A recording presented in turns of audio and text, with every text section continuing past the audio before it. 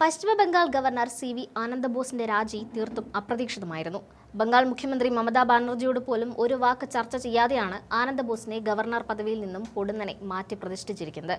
2022 നവംബറിൽ ചുമതലയേറ്റ ആനന്ദബോസ് തന്റെ സ്വാഭാവിക കാലാവധിയായ 5 വർഷം പൂർത്തിയാക്കാൻ 20 മാസം കൂടി ബാക്കിയുള്ളപ്പോഴാണ് ഈ പടിയിറക്കം നടത്തിയിരിക്കുന്നതെന്ന് രാഷ്ട്രീയ കേന്ദ്രങ്ങളെ ഒന്നടങ്കം അമ്പരപ്പിച്ചിട്ടുണ്ട്.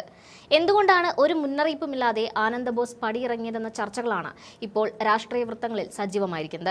മമതാ സർക്കാരുമായി പലപ്പോഴും സ്വരച്ചേർച്ച ഇല്ലാതിരുന്നിട്ടും BJP അജണ്ടകൾ ഒരു പരിധിവരെ കൃത്യമായി നടപ്പിലാക്കിയിട്ടും എന്തുകൊണ്ട് ആനന്ദബോസിന് BJP ഈ സ്ഥാനഭ്രഷ്ട് കൽപ്പിച്ചു എന്നതാണ് രാഷ്ട്രീയ വൃത്തങ്ങളിലെ പ്രധാന ചോദ്യം. അതിന്റെ വ്യക്തമായ ഉത്തരം കേന്ദ്ര നേതൃത്വത്തിന്റെ കയ്യിലാണെന്നാണ് ഈ അവസരത്തിൽ മനസ്സിലാക്കാൻ സാധിക്കുന്നത്. C.V. ആനന്ദബോസ് മമതാ സർക്കാരുമായി അത്ര നല്ല ബന്ധത്തിലായിരുന്നില്ല എന്ന വസ്തുത നമുക്കെല്ലാം അറിയാവുന്നതാണ്. പലപ്പോഴും സർക്കാരിനെ പ്രതിരോധത്തിലാക്കുന്ന നിലപാടുകൾ തന്നെയായിരുന്നു അദ്ദേഹം സ്വീകരിച്ചിരുന്നത്. എന്നിട്ടും ആനന്ദബോസിന്റെ ഈ രാജി സംബന്ധിച്ച സൂചനകൾ കേന്ദ്ര സർക്കാർ തന്നെ മുൻകൂട്ടി തയ്യാറാക്കിയിരുന്നെന്ന വാർത്തകളാണ് ഇപ്പോൾ പുറത്തുവരുന്നത്. കഴിഞ്ഞ ദിവസങ്ങളിൽ അദ്ദേഹം കേരളത്തിലും തമിഴ്നാട്ടിലുമായി വിവിധ ഔദ്യോഗിക പരിപാടികളിൽ സജീവമായി പങ്കെടുക്കുകയായിരുന്നു. ആ സമയത്താണ് അദ്ദേഹത്തെ കേന്ദ്ര നേതൃത്വം വിളിച്ച് അടിയന്തരമായി ഡൽഹിയിലേക്ക് എത്താൻ ആവശ്യപ്പെട്ടത്. തുടർന്ന് ഡൽഹിയിലെത്തിയ അദ്ദേഹം പ്രധാനമന്ത്രി നരേന്ദ്രമോദിയെയും ആഭ്യന്തരമന്ത്രി അമിത്ഷായെയും നേരിട്ട് കാണുകയായിരുന്നു. ഈ കൂടിക്കാഴ്ചയിൽ ആനന്ദബോസിന്റെ പ്രവർത്തനങ്ങളിലുള്ള കടുത്ത അതൃപ്തി ഇരുവരും അദ്ദേഹത്തെ നേരിട്ട് അറിയിച്ചതായാണ് സൂചനകൾ. ഇതിനെ തുടർന്നാണ് ഗവർണർ സ്ഥാനം ഒഴിയേണ്ടി വരുമെന്ന കൃത്യമായ ബോധ്യം ആനന്ദബോസിന് ലഭിക്കുന്നത്. ബംഗാളിൽ ഗവർണറായി എത്തിയ ആദ്യ സമയങ്ങളിൽ മമതാ ബാനർജിയുമായി ആനന്ദബോസ് വളരെ നല്ല അടുപ്പമായിരുന്നു കാത്തുസൂക്ഷിച്ചിരുന്നത്. രാജ്ഭവനും മുഖ്യമന്ത്രിയുടെ വസതിയും നിയമസഭയും തമ്മിലുള്ള അകലം ഇല്ലാതാവുന്നു എന്നൊക്കെയുള്ള പ്രസ്താവനകളിലൂടെ അദ്ദേഹം തുടക്കത്തിൽ വലിയ രീതിയിലുള്ള ജനകീയത നേടിയെടുത്തിരുന്നു. എന്നാൽ BJPയുടെ ബംഗാൾ സംസ്ഥാന ഘടകം അദ്ദേഹത്തിന്റെ ഈ നീക്കങ്ങളിൽ കടുത്ത അതൃപ്തി രേഖപ്പെടുത്തുകയും കേന്ദ്രത്തിന് പരാതി നൽകുകയും ചെയ്തു. ഇതിനെ തുടർന്ന് BJP കേന്ദ്ര നേതൃത്വം അദ്ദേഹത്തെ ഡൽഹിയിലേക്ക് വിളിപ്പിക്കുകയും മുൻ ഗവർണർ ജഗ്ദീപ് ധൻഖർ പ്രവർത്തിച്ചതുപോലെ സർക്കാരിനെ നിരന്തരം പ്രതിരോധത്തിലാക്കുന്ന കടുത്ത നടപടികൾ സ്വീകരിക്കണമെന്ന് കർശന നിർദ്ദേശം നൽകുകയുമായിരുന്നു. പിന്നീട് അങ്ങോട്ട് മമതാ ബാനർജിയും ആനന്ദബോസും തമ്മിൽ പല കാര്യങ്ങളിലും നേരിട്ട് ഏറ്റുമുട്ടുന്ന കാഴ്ചയാണ് ബംഗാളിൽ കണ്ടത്. ഇദ്ദേഹത്തിനെതിരെ ഒരു സ്ത്രീ പീഡന പരാതി വരെ തൃണമൂൽ കോൺഗ്രസ് ആസൂത്രണം ചെയ്തു എന്ന തരത്തിലുള്ള ആക്ഷേപങ്ങളും അന്ന് ഉയർന്നു വന്നിരുന്നു.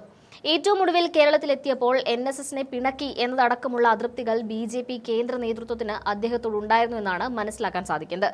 ഇതിന്റെ എല്ലാം ആകെത്തുകയായാണ് ആനന്ദബോസിന്റെ രാജി കേന്ദ്രം ആവശ്യപ്പെട്ടത് എന്നാണ് പുറത്തുവരുന്ന വിവരങ്ങൾ സൂചിപ്പിക്കുന്നത്.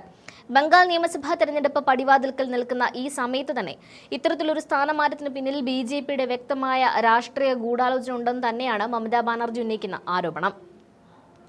പ്രധാനമന്ത്രി നരേന്ദ്രമോദിയും ആഭ്യന്തരമന്ത്രി അമിത്ഷായും ചേർന്ന് നടത്തിയ അതിശക്തമായ കരുനീക്കങ്ങളുടെ ഫലമാണ് ഈ രാജിയെന്ന് നമുക്ക് ഈ അവസരത്തിൽ അനുമാനിക്കാൻ സാധിക്കും.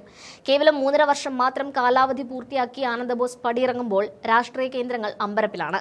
ഈ രാജിക്ക് പിന്നിൽ കേന്ദ്ര ആഭ്യന്തര മന്ത്രാലയത്തിന്റെ കടുത്ത സമ്മർദ്ദമാണെന്നും BJPക്ക് വലിയ രാഷ്ട്രീയ ലക്ഷ്യങ്ങളുണ്ടെന്നും മമത തുറന്നടിച്ചു കഴിഞ്ഞു. കേന്ദ്ര തീരുമാനത്തിന് വഴങ്ങുകയല്ലാതെ ആനന്ദബോസിന് മുന്നിൽ മറ്റ് വഴികളുണ്ടായിരുന്നില്ല. ബംഗാളിൽ തെരഞ്ഞെടുപ്പ് കമ്മീഷൻ സന്ദർശനം നടത്താനിരിക്കെയും ഏതു നിമിഷവും തെരഞ്ഞെടുപ്പ് പ്രഖ്യാപിക്കാനിരിക്കെയും നടന്ന ഈ മാറ്റം BJPയുടെ കൃത്യമായ തിരക്കഥയാണ്. ആനന്ദബോസിനേക്കാൾ കടുപ്പക്കാരനായ ഒരാളെ ഗവർണർ സ്ഥാനത്തിരുത്തി സംസ്ഥാന ഭരണം അട്ടിമറിക്കാനോ അല്ലെങ്കിൽ തെരഞ്ഞെടുപ്പിൽ BJPക്ക് അനുകൂലമായ സാഹചര്യം ഒരുക്കാനോ ഉള്ള തന്ത്രമാണ് പയറ്റുന്നത്. ഇതിന്റെ ഭാഗമായാണ് തമിഴ്നാട് സർക്കാരുമായി നിരന്തരം കൊമ്പുകോർക്കുന്ന RN രവിക്ക് ബംഗാളിന്റെ അധിക ചുമതല നൽകിയിരിക്കുന്നത്. തമിഴ്നാട്ടിൽ സ്റ്റാലിൻ സർക്കാരിനെ ശ്വാസം മുട്ടിക്കാൻ BJP ഉപയോഗിച്ച അതേ ആയുധത്തെയാണ് ഇപ്പോൾ ബംഗാളിലേക്ക് പറിച്ചു നട്ടിരിക്കുന്നത്. BJPയുടെ രാഷ്ട്രീയ അജണ്ടകൾ അതേപടി നടപ്പിലാക്കാൻ ആനന്ദബോസ് മടിക്കുന്നു എന്ന പരാതി അമിത്ഷായ്ക്ക് ഉണ്ടായിരുന്നു എന്ന റിപ്പോർട്ടുകളും ഈ അവസരത്തിൽ പുറത്തുവരുന്നുണ്ട്. BJPയുടെ വിശ്വസ്തനായ ഒരു പകരക്കാരനെ പ്രതിഷ്ഠിക്കുക എന്ന ലക്ഷ്യം അവർ നടപ്പിലാക്കി കഴിഞ്ഞു. പകരക്കാരനായി വരുന്ന RN രവി BJPയുടെ വിശ്വസ്തനാണെന്ന് മാത്രമല്ല പ്രതിപക്ഷ സർക്കാരുകളെ ബുദ്ധിമുട്ടിക്കുന്നതിൽ വലിയ മിടുക്ക് കാട്ടിയിട്ടുള്ള ആളുമാണ്.